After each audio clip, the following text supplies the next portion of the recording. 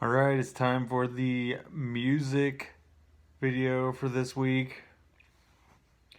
I've been digging into the Metallica box that I did the unboxing for last week. DVD of Metal Hammer Festival and live at Day on the Green. Also has some interviews on it. Really good. I suggest watching this through a nice stereo sound system.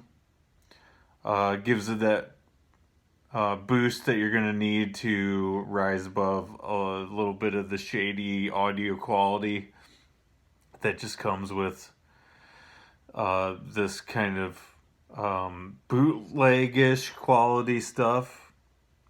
Although the Metal Hammer Festival was pro shot from a couple of different angles, but I don't know that was ever necessarily meant to be released. Anyway, only disappointing thing about this is that the Day of the Green footage is only 3 songs. I think that's the only footage that exists, though. So anyway, this is awesome. The other stuff in that box I've listened to are the interview disc, which is all right. It's basically what it is. It's a couple of interviews that are like 20 minutes long or whatever. And then the demos, which it's pretty cool to hear, but Kirk's solos definitely were in the baby stage. Like, they didn't get fully fleshed out until they were actually there recording. It doesn't seem like, because the majority of them do not sound like the record at all, and it kind of makes them unlistenable when you get to that part. Otherwise, pretty cool, just sort of nerdy music thing to dive into. Next thing I'll talk about is this Doors Soft Parade box set thing that my dad let me borrow. I don't know much about the Doors. Would never consider myself a fan. This has a vinyl that came with it. It's a heavyweight vinyl. I will say this: I put on the vinyl. I didn't get through more than a couple of songs on side B. Listened to side A, then flipped it. Listened to most of a couple of songs on side B. I do not like this very much. It feels kind of uninspired. It just feels like Doors by the numbers. There's a lot of horns on it, brass and horns. It doesn't make the music better. But with this set is actually the first time that they tried improving upon it, at least by taking out that extra stuff. So maybe that helps it.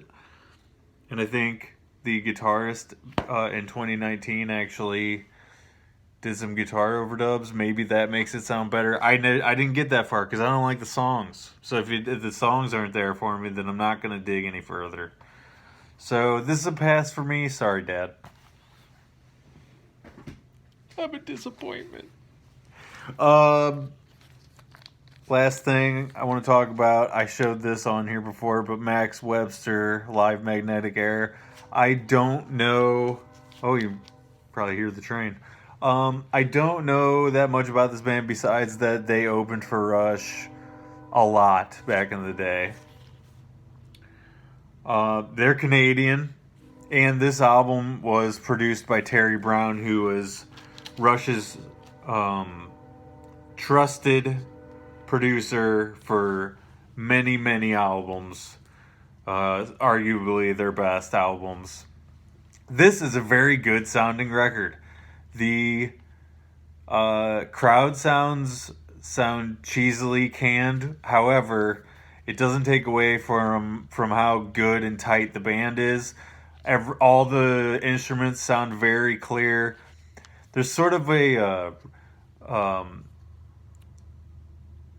I would say a cross between Yes, um, a little bit of Styx because of the synth keyboard sound that is very much of its time.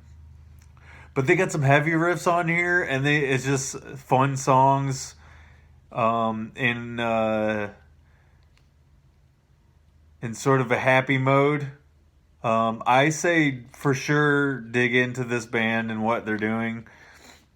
This album was put out. It looks like late 70s. Gosh, I wish I could get an exact year, but I don't see it. Anyway, late 70s records from them. Check it out.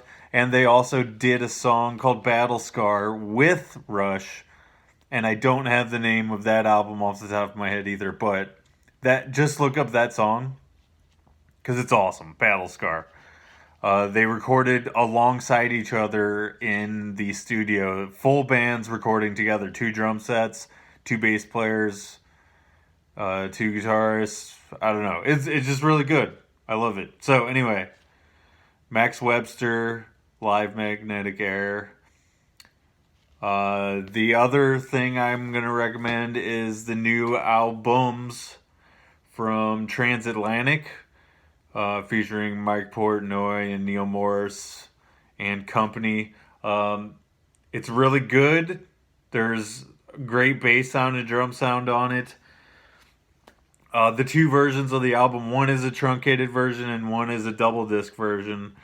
And I guess they couldn't decide which one to put out, so they put out both. I'm having a really good time listening to that. And I wish I could remember the name of that off the top of my head, but I can't because there's 2 different versions. I think one is like the Absolute something. I don't know. Now I'm just rambling. Until next time, goodbye.